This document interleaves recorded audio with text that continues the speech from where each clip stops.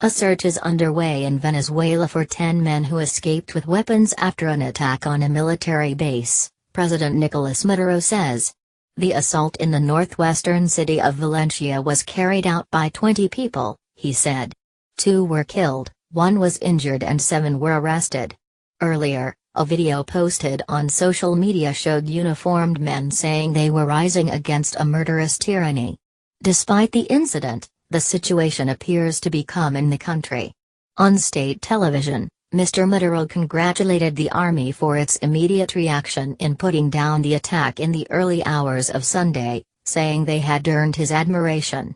He called the incident a terrorist attack carried out by mercenaries, and said the security forces were actively searching for those who had escaped.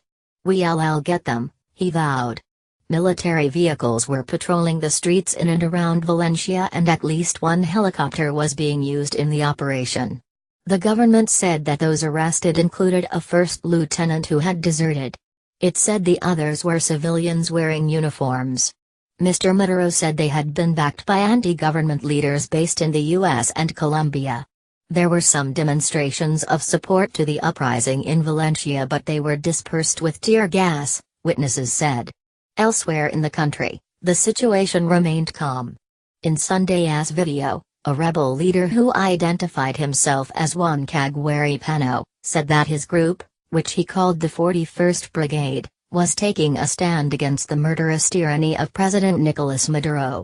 "This is not a coup but a civil and military action to re-establish constitutional order."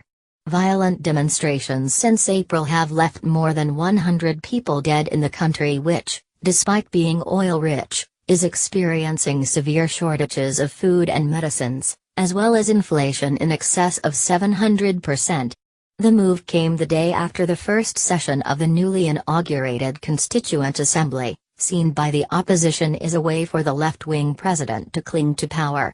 But Mr. Maduro has repeatedly said that the new body would bring peace to the country. The Constituent Assembly has the ability to rewrite the Constitution and could override the opposition-controlled parliament, the National Assembly.